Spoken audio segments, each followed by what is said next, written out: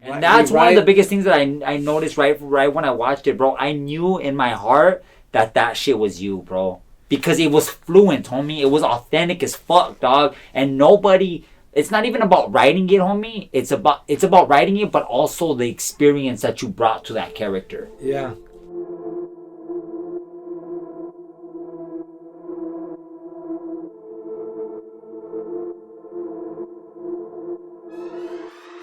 Here we go. 1, 2, 3, go. What's up? This is Richard Cabral and Conejo. We are live. Where are we at, homie? We're right here in Santa Monica. There it is. 4th Street Studios. That's where it's at. And you know, we're about to just have this amazing conversation that we've been striving for a long time, bro. So thank you, first of all, for bringing us here, bro, and for letting us, you know, get the space going like that, homie. So let's just kick it off, bro. Like, I've been a fan, homie. I've been a fan, you know, since way back when, dog. And like, to have you here, bro, and to really like open up the conversation, I think for me, but also for the audience, homie. You know what I'm saying? Because a lot of people know, dog, but they don't know. You know what I'm saying? Yeah, yeah. So that's kind of where I wanted to start, bro. And like, yeah, where do you want to go from, bro? You want to start from the beginning to where you're at now? We can start from the beginning. Yeah, which is like, I guess like the beginning of my journey, basically started in Los Angeles. We could say like the tail end of the 80s, right, and the whole 90s, right. So you know,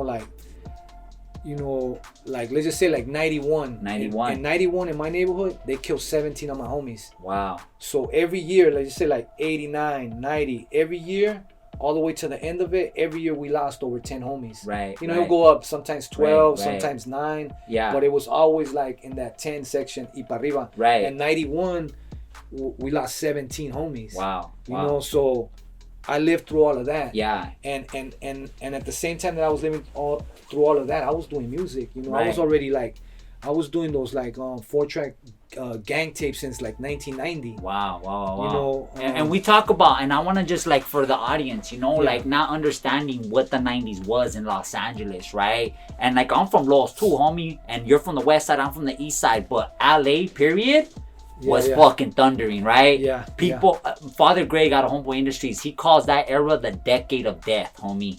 And that's really, I think that was the reality of it, right? It didn't matter where you went in Los.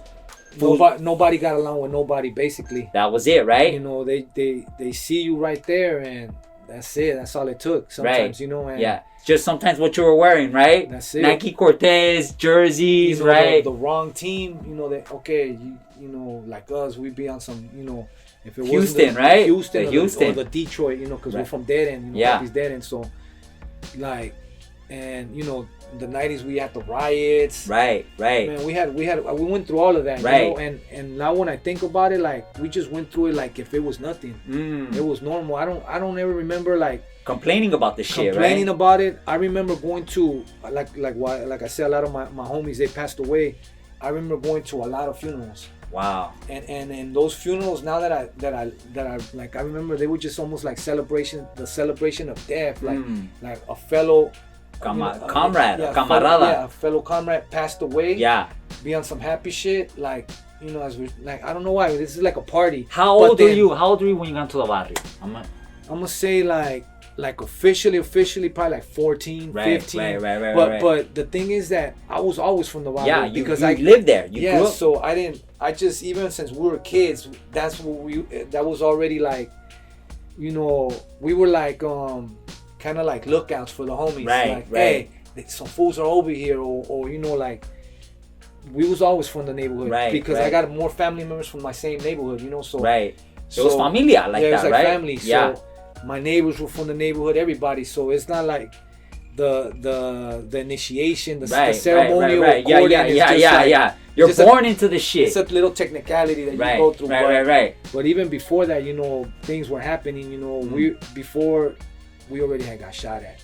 We already had got jumped by enemies that later were really my enemies. You know, we already had went through that. You know, so you know, it's just. Yeah, part of growing up, and I mean, I'm sure it's like that in Chicago and New York, but you know, LA, we had our thing. We had our own thing, which is like the gangs, you know, and so You know, and like for me, like I've always had music. That's like the crazy part. How old are you when you got into music, bro?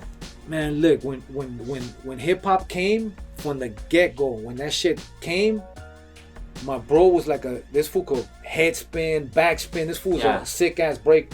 Veneno. He raps with me. Okay. This fool's sick ass breaker. Me, I wasn't a sick ass breaker or popper. So me, I could just rhyme since I was a little kid. Right. I'll bust rap since we were kids. Since I was just like probably like, I'm gonna say like 84 was the Olympics. Wow. Right. 85, I was already You're rapping. already spitting. 86, yeah, 85, 86, 87. I was already spitting, just right. You on know, some hood shit, some backyard boogie shit. You know what I'm saying? Like, hell yeah. Yes, and that was the introduction. That was the introduction. Right. Now all the street shit starts happening. Right. And it's just like I just rapping about it, but I didn't really like know what I was doing. That's what I'm saying. So like, back then, dog, cause like I know this shit, homie. You know, we grew up like so there was hardly no real homies from the barrio though that were really spitting. All I could really think is the homies from Eastside 13, right? At that time, was it them cats from Brownside? I mean, even then, I think I didn't like. I think their album dropped like in after this West, no? Yeah, like 93. That's right. In that's 92, right. 93. I'm that's not sure. Right. But I never heard of them until that. But you already were doing your shit. There was what I want to just state for the record is that there was very few real homies from the barrio spitting, right? Real gangster homies. The only ones that I had heard that had a little demo tape like mine was Frank B from Santa Monica. Oh, that's right. That's right. Proper Los and them cats, right? And it was a demo. It wasn't a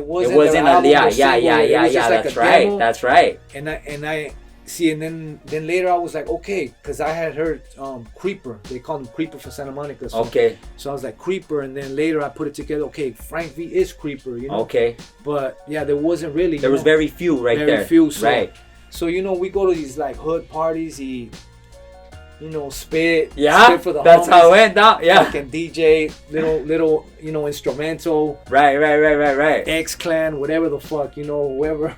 Yeah. And then and that's how it got going. Yeah. He, you know, but at the same time, we're going through the hood shit, through the hood, ups and downs, you know. So for me, it's always been like the music's always like pull me up out of it because I've always had my lows where I had like real lows, you know.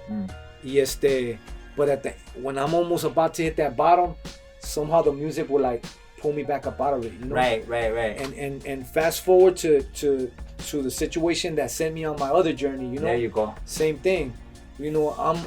I'm you know, obviously I'm on the run. Everybody knows that. Well, I wanna state that because there's people that really don't know, bro, and like you know, just me being in the film industry, bro. Like I've always seen your life as a motherfucking like just a dope ass film, bro, because that shit's crazy as fuck, homie. Like, how the fuck did a homie that's on the run for a hot one fucking end up just putting album after album after album and we were eating it up, homie? You know what I'm saying? So that's the reality, and I'm telling you not as a camarada, bro. I'm telling you as a fan, homie. You know what I'm saying? Like, that's the reality of what the fuck you did, homie. Like, if that's not a story, if that's not resilience, homie, I don't know what the fuck is, you know? So it was that, right? Like, you were doing your thing and then something happened, right? Something happened. If you could shed a little, just however you want to break that down. Well, I go on this journey, right? So I end up crossing the border.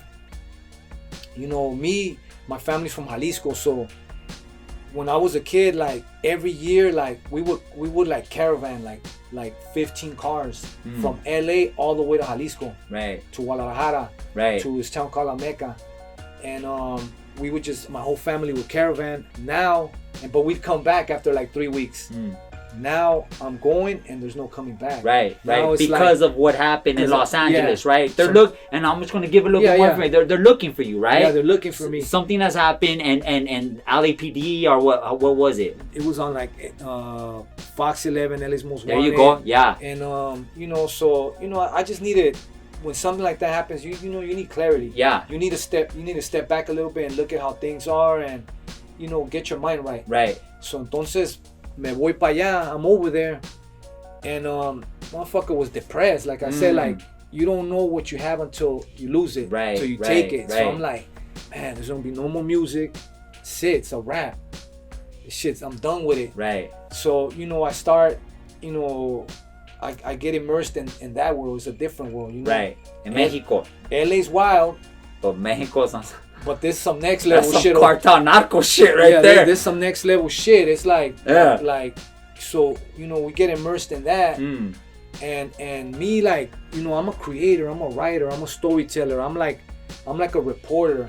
I see my surroundings, and that shit, I don't give a fuck. I could be like in the middle of some shit, and all of a sudden I got 8 bars already in my head, like, and I know, like, as an MC, as a rapper, as a, you know, just from doing music, I'm seeing some shit, and I'm like, I know if I spit this and I say this, man, this shit's gonna be fire. This shit's gonna be flame. Right. You know, so entonces, but I can't record, you know.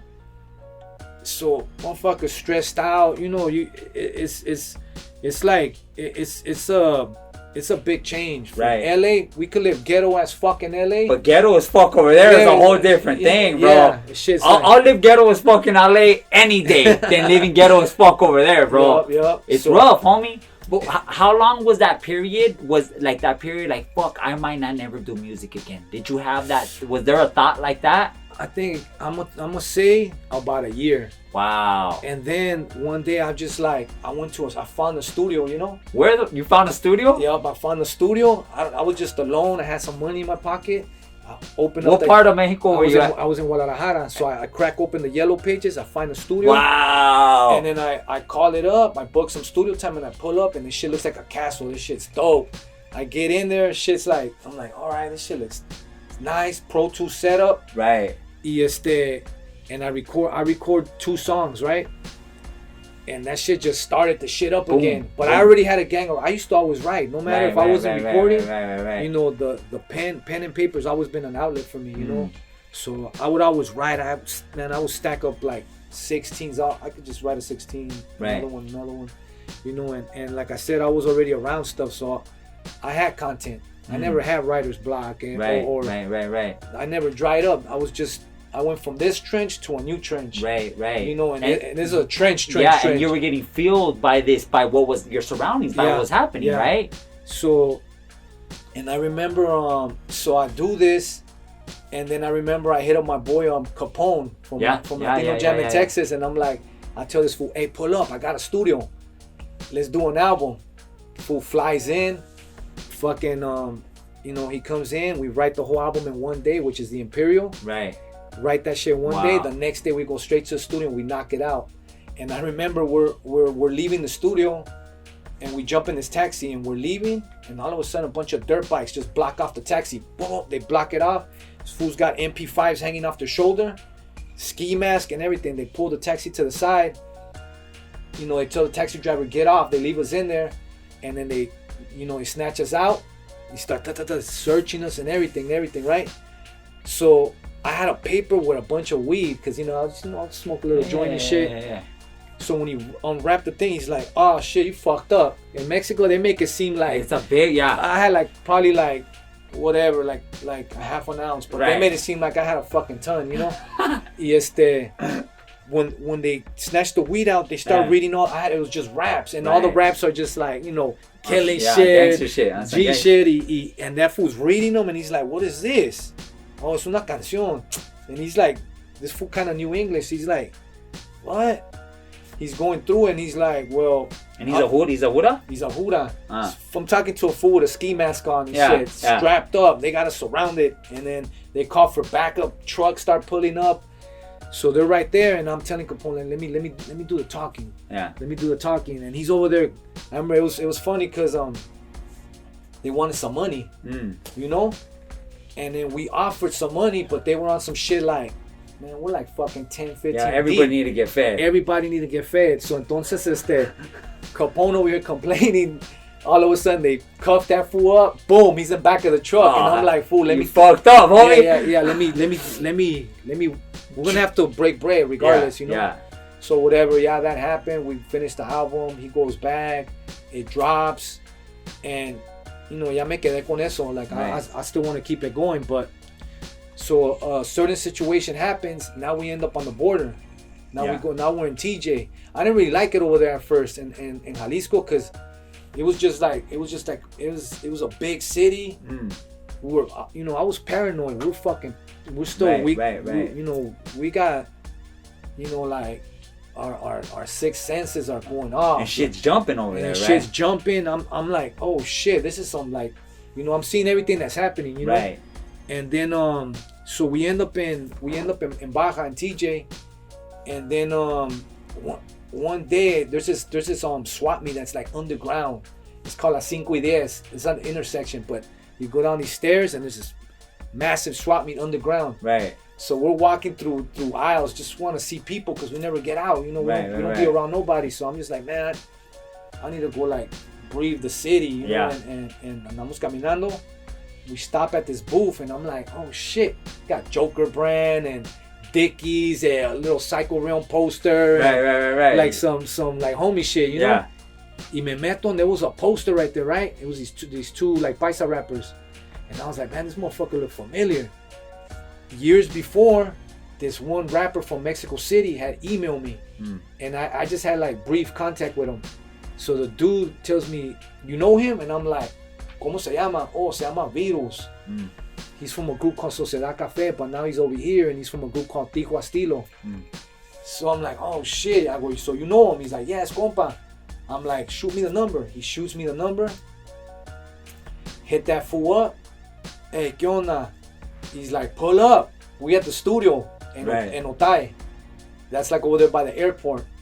Later on, I don't know if it was the next day or whatever, I pull up to the pad and fucking Cynic from Street Platoon from the 6th Symphonies walks out the door.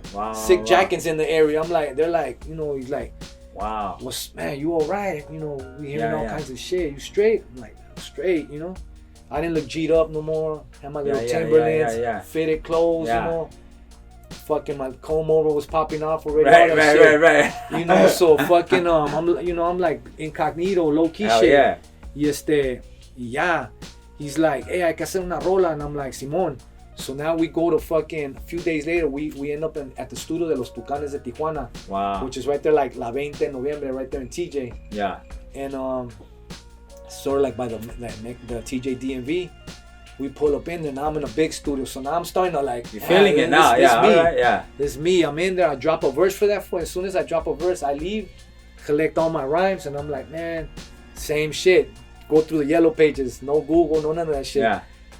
And I calling up studios, everything's going to the box. Fool from South America picks up. And I could tell right away, I'm like, hey, ¿dónde eres? He was like, soy chileno. All right, I'm like, hey, ¿tienes Pro Tools? Simón. Can I go check out the studio? Come through. I go to Playas de Tijuana. Fucking clean that studio. I'm like, all right, this is cool. Has a room full of mics. Neumann, Sennheisers, like dope ass mics. I'm like, all right, cool. I'm gonna come back. Yeah. I drop Revenge Surf Cold.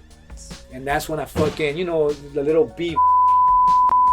I start going in. Right. And I think even that kind of ignited like.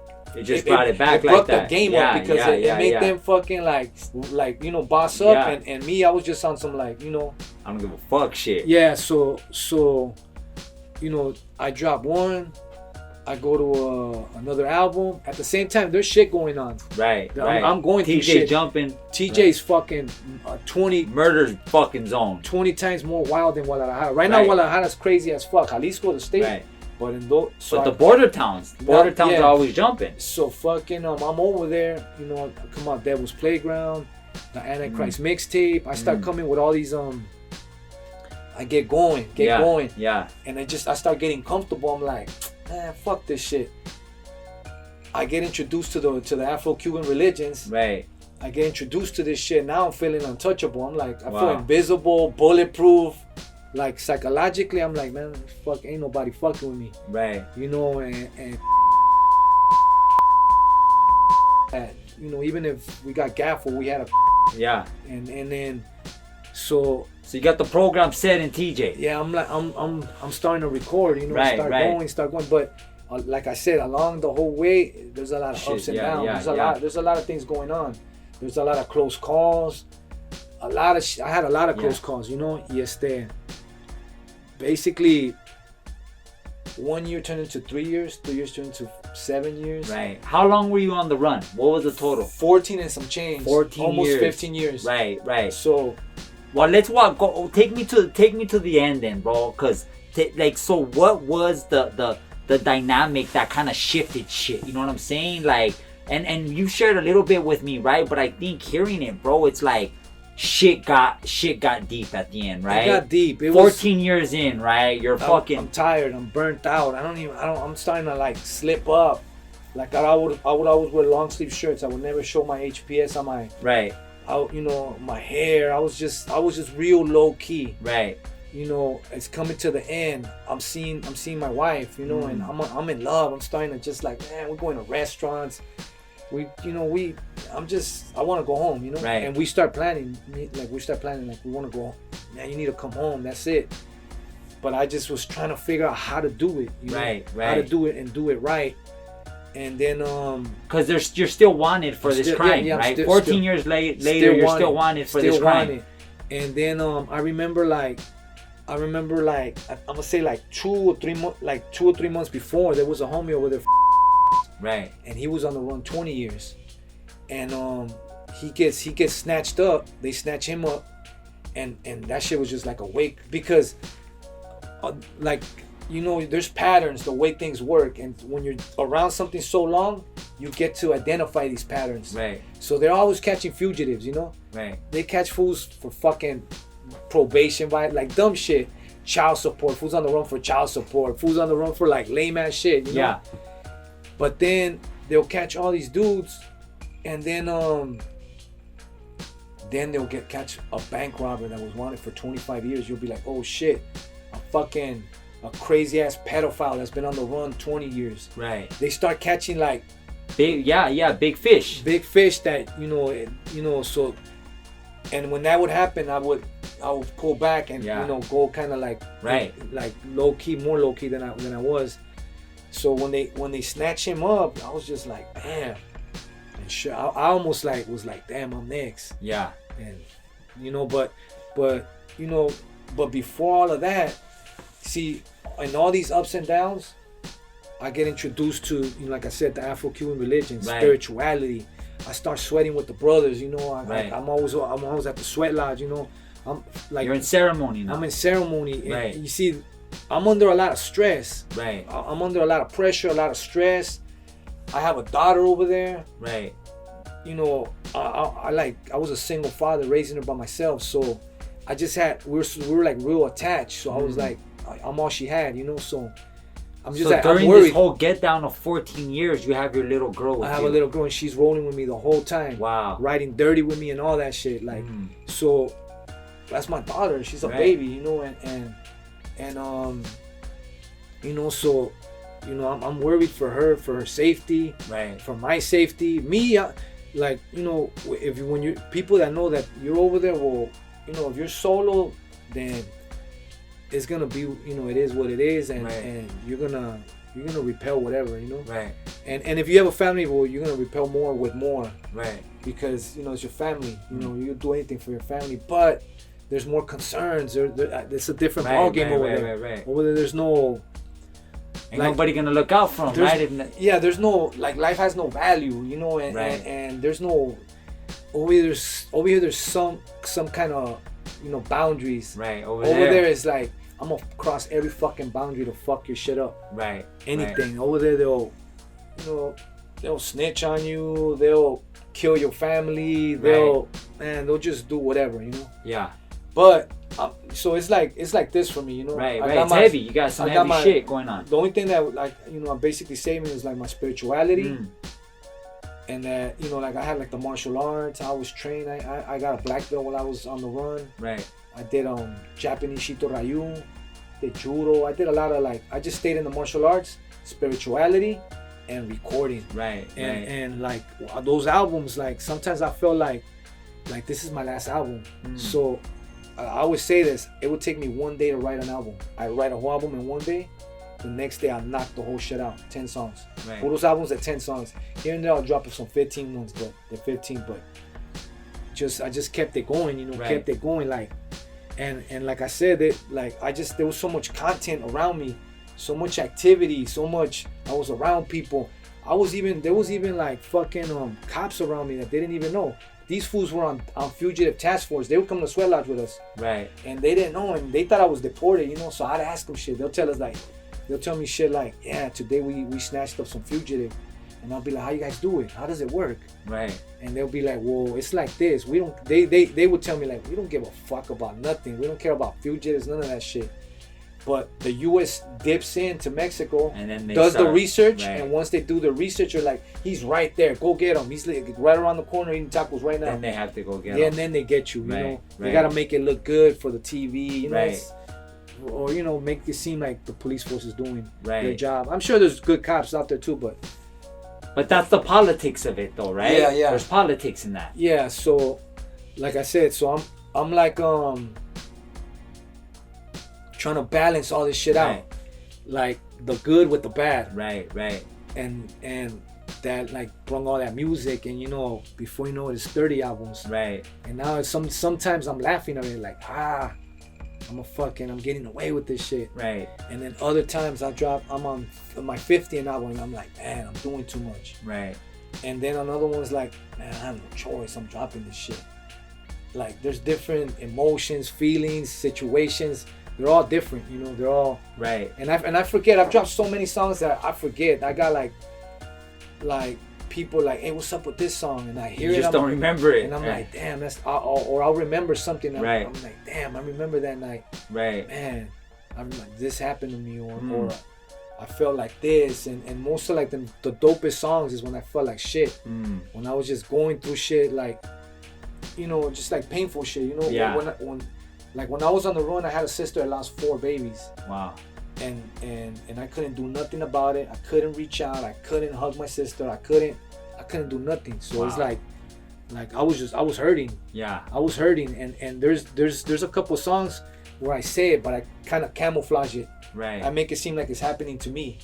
Right. But I was talking about my sister, and just like things like that, a lot of things like that. But again, I say like the spirituality helped me, the martial. So it was like, and I became an avid reader when I was over there. I just was reading like nonstop, like books and books and books. I felt like knowledge is power. Let me just read. Let me school myself. Right. And so that brought you to the end, though, right? To the end. But something shifted. Did something change? I feel like it was coming. I already was just uncomfortable. I could feel it. Right. Something wasn't right. I was just it was just something. Right. And then I'm telling you why. I'll do my ceremonies, and I did this one ceremony, and I did divination in the end, and the divination told me your time's up. It's time for you to go face that. Right. And I was like, nah, not yet. I wanted to, but not yet. Yeah. Like tomorrow. Right. Not today, but tomorrow. Like that type of shit. And tomorrow will come and be like, nah, next week. Yeah. Let Halloween pass. Let Christmas pass. Let Valentine's pass. Yeah. And it just kept on going like that. Yeah, but it's a trip though, homie. So I don't think you know, dog. So I was on the run for attempted murder. Yeah. And I was 20 years old. We in the barrio, shot some dude, and bam, was on, right? But it's crazy that you did what I didn't. I went to El Paso to my dad's, and he was like, "Hey, son, go to Zacatecas, right?" Yeah. And I was like, and I didn't, homie, cause like something told me that I wasn't gonna live free. You get what I'm saying? Yeah. But it's a trip because you did it. You know what I'm saying? And I ended up turning myself in like a couple months later, and I was facing 35 years to life in the county jail. Yeah. But it's a trip, homie, that like you actually went through the shit, and that I ended up fucking. But it's crazy because you say that because when I first went on the run, they gave me they're like, when you cross over, call this number and go straight to Juarez. They're waiting for you in Juarez. They have work for you. You're ready. You're set to go. Right. But I didn't. We went to Jalisco. And I did call Juarez, and they were like, "Man, Juarez was jumping. Was beyond TJ. Yeah, Juarez was like death zone, baby. Like the capital of the shit. Yeah. They were like, I remember I called, and my peoples, they were like, "Hey, ahorita no, marca para atrás in a little bit because, there's situations," and it's crazy because when I called, that guy ended up getting killed. Wow. He ended up getting like, yeah. And like. I never felt free. Even though I was free, It was like a psychological incarceration. Right. You don't sleep. You probably gotta be smashed, like drunk or something because that shit's always hanging over you, I think, bro. Yeah. Like right when I was about to go do that journey, dog, I was like, what the fuck? Like I'm gonna be like looking over my shoulder, right? Yeah. And that was you, 14 years, bro. And the thing is that I remember I get there and I'm banged out. Straight, I got, and they don't like cholos over there. No, and they brought it to my attention immediately. Like you're burned, homie. The people that they were like, you gotta, esa madre, that shit. You're burned. Pinche malandro, pinche lacra, like. Dump that shit immediately. Yeah. And I felt out of place. Right. I'm right here with guys that like business type looking dudes, slacks, you know, like. But gunners though too, right? You know, like guys that you never think nothing of, normal, and me, I'm all banged out, fucking Cortez, white burn, straight fucking burn, walking all perfect. I don't want to fuck up the little teeth on them because I'm like, man, I can't even get these motherfuckers over here. So I was trying to like, salvage what I had, try to stretch it, I seen some Mexican cholos and I'm like, hey, you guys want some clothes? And I just dumped 2 duffels on them. Boom, boom. Wow. The fools were fighting for that shit on the corner. They were like, oh shit. Yeah. That day comes, I get snatched up. It happened like in a second, like that, I thought it was my enemies. I thought I was dead. Because, it's like the truck, you don't know what. Right. Next thing you know, next thing that happens is you do that walk. Like, I don't know if you've seen it when they get visitors. I think there's a picture of you like that, no? I don't know. You walk this long without walk. a shirt. You don't have a shirt. Oh, that was at their thing. Yeah. Because them fools, they when they got me, it's like they had it planned. Yeah. Because as soon as I got there, they had the fucking paparazzi. Right it's like the show, homie. You got so look who we got. He's like, quítate la camisa. But see, it's like this. I'm right here, and all of them right there are aiming at me. Yeah. Haz caso, hijo tu puta madre. Fuck. So I take it off, and they're like, throw some gang signs. I'm like, fuck that. Wow. I'm leaving anyway. Fuck you guys. Yeah. And they're like, que te quites a la, because I was close to a door. You see that picture? Yeah. They were like, man, get the fuck away from that door, Yeah. I wasn't going nowhere. My shit was. Yeah. But they were just, they're like good cop, bad cop, because they're like so corrupt. Because they did give me a shot at making 2 phone calls. I called my daughter, which was in school. She started crying. She's losing it, And then I called my boy to go to the house and lock everything up because they snatched me off the street, like outside my house. Right. And that was a cool thing that they didn't go inside the house because fools came up. Motherfuckers would have came up. Fools be robbing fools, all that shit. Yeah. So I do that walk. I go into the U.S. I haven't heard my name in like 15 years almost. Right. Jose Martin. I'm like, damn, that shit sounds strange. I've had so many names by this time, Right. I've been Sebastian. I've been Angel. I had all these names, I hear my real name. Now I get to the LA County Jail. Now, I never would tell fools I was Conejo from Heartbeats. Never. I would never say that to nobody. Right. Even if when you were on the line? When I was in the county, but I'm saying like when I was on the run. Right. Let's say I bumped into you. Yeah. What's up, boom? And you would be like, hey, where you from? And then I'll hit you with some bites and shit. Because over there they have fools telling on fools too, so it was hard to trust anybody. Right. So I just kind of like fuck with the paisas and kind of like hid in plain sight within them. Right. And stayed away from like because like tu primo que está todo tatuado la cara. Yeah. Burn. He wouldn't have made it like one day on the run. Yeah. You can't make it like that. You can't look banged out and be on the run. Right. It's not gonna work. That shit's it's almost like a. That's it, homie. You're a burn. So I'll stay away from that, and fools will wanna know or think they knew me, and they'll be like, wait a minute, but I know that, because you could tell. Right. Even if like you, I could tell. Yeah. Even if you were covered up. Right. It's a homie. You just something. It's a homie. Yeah, that's a homie. Yeah. You could tell. Yeah, real recognize real. Homie. So, but like so now I'm in the county jail, and it's like. Conejo, Heartbeats, dead, and wow, and that even was strange to me. Like 15 years introducing myself, as that, and then I stay in there for like a year and some change. I go, they come at me, they want to give me the death penalty at first, special circumstances case, then life, then one day they like after all that time, attorney came to see me. Like, they're offering you 3 years. And I was like, shoot those shits. And from death penalty to life. To life to 3 years. To 3 years. So, yeah. You know, me, I was just like, man, you know, I didn't want to play with it. I was like, give them to me. Right. But he's like, nah, hold up. I went to a next court. They got me another deal, and I walked out of the CCB that day. Around 7 p.m. 15 years, right? Yeah. 15 years since it began. Yeah. To the end of it, bro. Yep. 15 years. Yeah. Wow. So I walk out of there, fucking pues ahorita ya you wear Crocs in the county. You wear black Crocs. Right. So you came out all firme some black Crocs? Some black Crocs. Rocking it. Yeah, no, Rocking the little black paper jumpsuit. Hell yeah. My mom and my sister, my girl were right there waiting for me. Oh yeah. I've been released from CCB. So sales de ahí. Y They lift up, we walked around the corner to one of those little parking lots. It was just like, damn. Because you know, when I would go to court, what was the feeling, homie? I know it's been a couple. What was that feeling after? Because it's not just jail, right? I think it's 15 years of living with this motherfucker hanging on you like that. Yeah, I think I don't know. I just was out of my comfort zone. You know, when you're out and you have that in your solar plexus, you feel that strange feeling. Yeah. So I was feeling that, like, well, you know, and I remember we just got in the car, FaceTime my daughter. She starts crying. She couldn't believe it. Like, she thought I was a cutout board.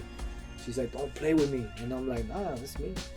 Wow. You know, she's crying. "Oh, I love you, daddy," and all that, and me too. You know, that's my baby. You know, so whatever, you know, I go. My mom, they had a little barbecue ready for me. Right.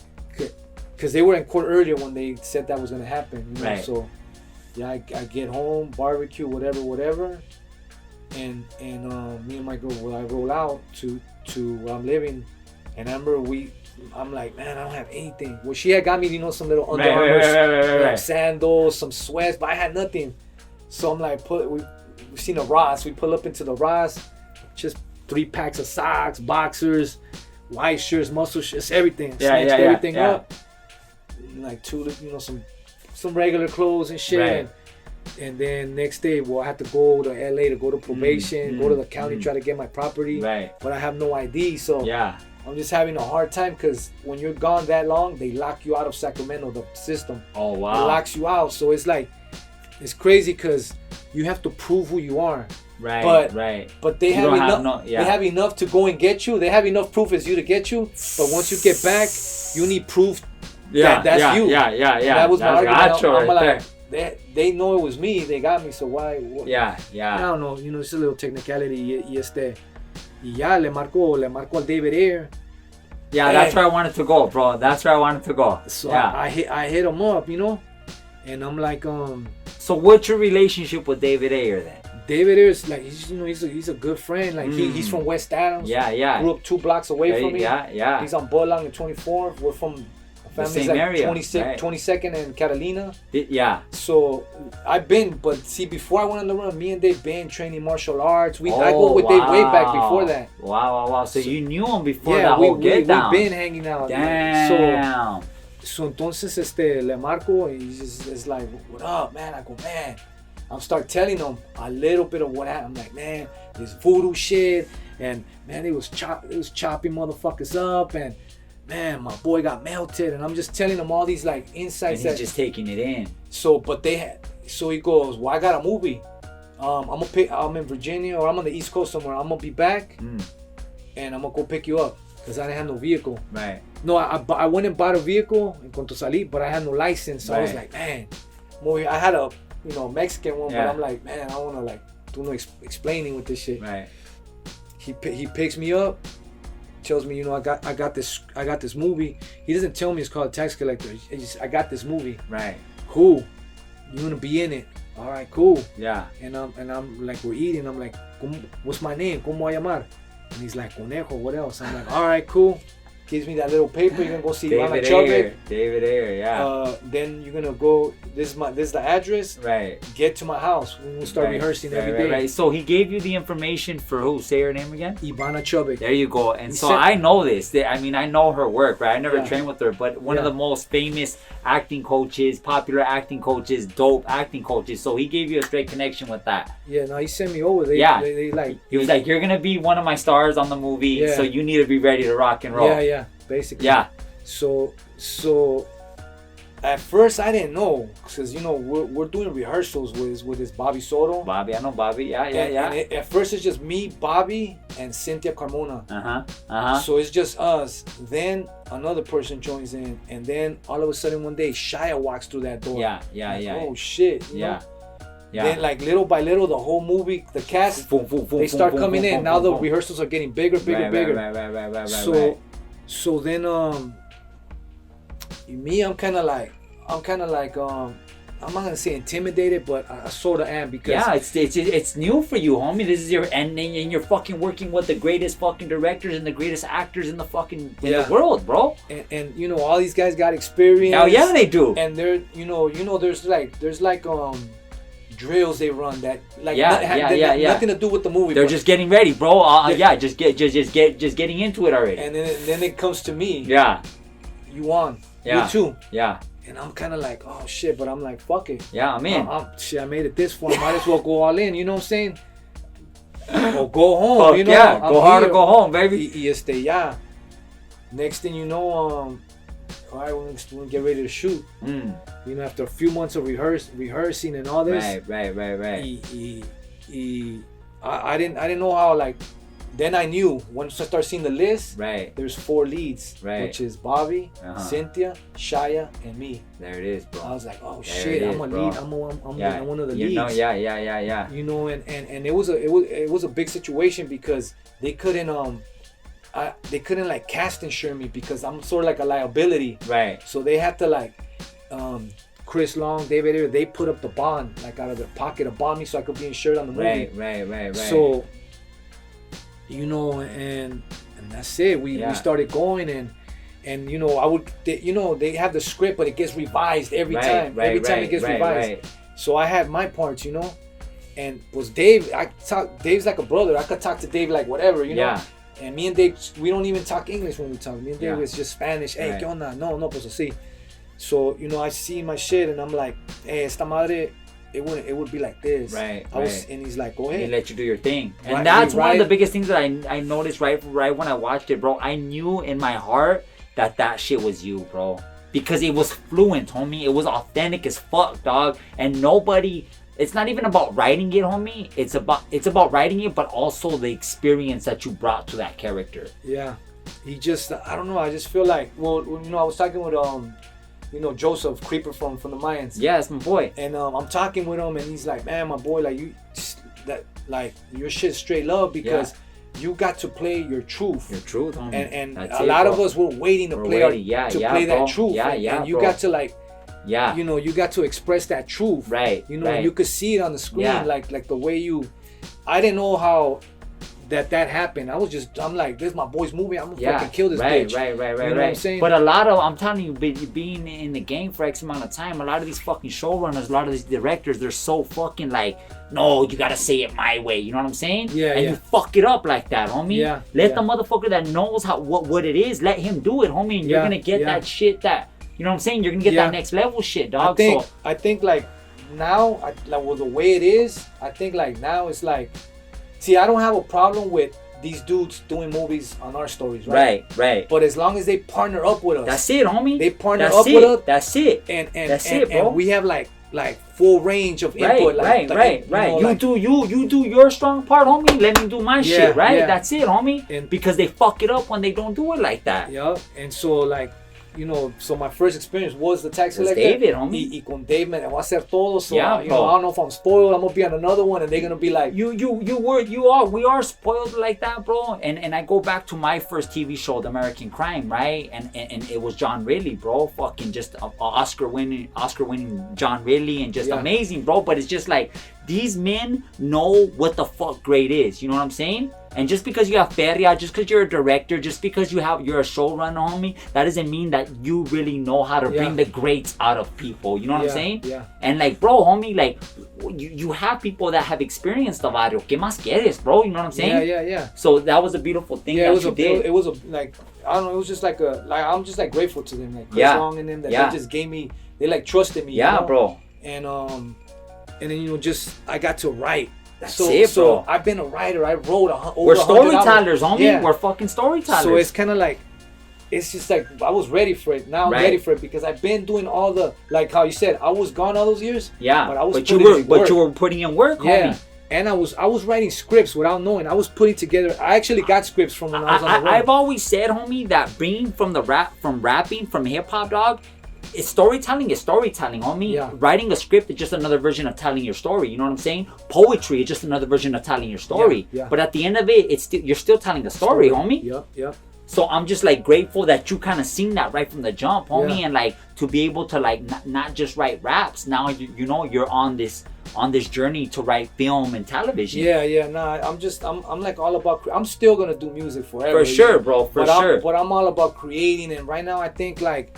Where it's at right now, man, it's us now. That's it, baby. They told everybody's stories. Now it's us. That's our it, bro. Stories, like yeah. And I feel like I said, I don't care like there's another dude on top, but as long as he partners up with us, right, that shit's gonna be flight. It's gonna be fire because if not, it's gonna be fucking chafa. That shit's gonna be some bullshit, homie. Yeah. I'm gonna call it for what it is, dog. Like a lot of people, because they fucking do these films, homie, and they have like somebody that's not from the culture tell our story, homie. Yeah. And they fuck it off, homie. Yeah. Time and again, they continue to fuck it off, homie. And we have to be able to call it for what it is, homie. Yeah. It's either dope and real or it's not. There's no in between, homie.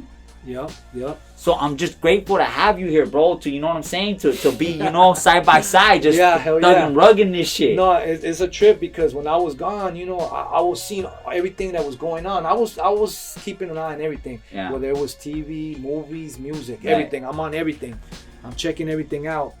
From Esteban Oriol to you to this to even to prayers. Like it's crazy. It's like I was like if I get back, I just want to be with the creative ones, you know? That's it, bro. Like, I ain't trying to be no fucking extra, none of that bullshit. I'm trying to be with the creative ones, you know? Because when you're with people like I'm with you. That's like, it, bro. You know, like the you know, the idea we got right now going. Right. That shit's already going. It's going on me. You know, you can't do that with somebody that don't know, doesn't see that. Well, it's like our bro Iron Jacket. Like, it's that frequency, homie. Yeah. It's that energy, homie. You know what I'm saying? You gotta fuck with like-minded people. You gotta fuck with people that are on that. You know what I'm saying, homie? Like, how am I gonna fuck with you if you're over here smoking Yeska and just drinking beer all fucking day, homie? Oh, nah, I can't. That's not that high frequency shit, homie. Yeah. So that, I think that's kind of what it is, and just how Creator manifested that, homie. Prayers, you know, you're talking about, you know, be real and sick. You know what I'm saying, dog? We have a good squad of homies that have been in this shit, dog, and that are here to continue to honor our stories. And I feel like right now, like the ones that are out there. It's like it's the push with that's the culture. It, homie. Like we're bringing it to like the. That's it. To the front of it, you know. And all that fucking, you know, just hating on fucking, you know, judging people, homie. Like that shit. That shit's out, homie. It's out. That shit, you know, dog. I think that's what it is, dog. Like, homie, you succeed, I succeed. You know what I'm saying? The homie succeeds, I succeed, dog. It's a good look for all of us. That's it, homie. That's it. And there's enough. And I think, like, even me, dog. I remember being like.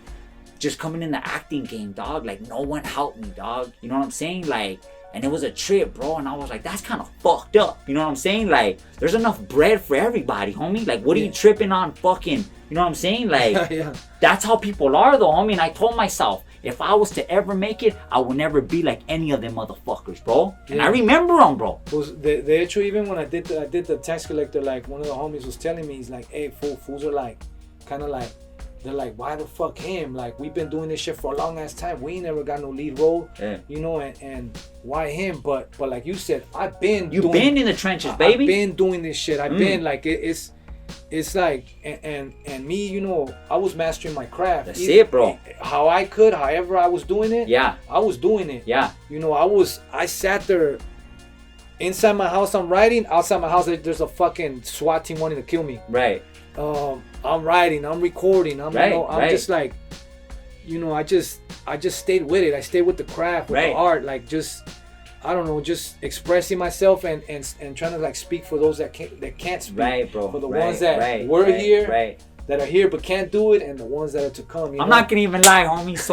So if for those that watch Mayans, fucking, like I build characters, homie, and every character that I build, I have a playlist. Yeah. For Coco, Mayans, your music is on my motherfucking playlist, homie. Hell yeah. Like that, right. You know what I'm saying? Yeah. So it's like you doing this work, homie, it touched so many lives, bro, and I'm just so grateful to be with you tonight, dog, and to be able to honor that story, to be to honor your resilience, bro, and now to be able to collaborate with you, bro. Yeah, no, this shit's is cool, man. It's like, it's a story of perseverance, but we all come from that story of perseverance. That's it, bro. We've all like, man, just try to like get there, you know? Yeah. Whichever way, and then the gods, they'll bless you if you're trying to do that. They'll come through. Right. They work real mysterious. Right. You can go through some hardships, but at the end of the day, like you brought here to do what you're supposed to do, and that's what you're doing. That's it, bro. And that goes for me, for my brother right here behind the camera, my brother over there that's producing for me, my boy over here throwing the fucking illest LA hip hop shows, that's what it is, So, man, thank you, brother. Thank you. Hey, thank you for joining us. Me and the homie Richard Cabral. I'm Jose Conejo Martin. We out this bitch.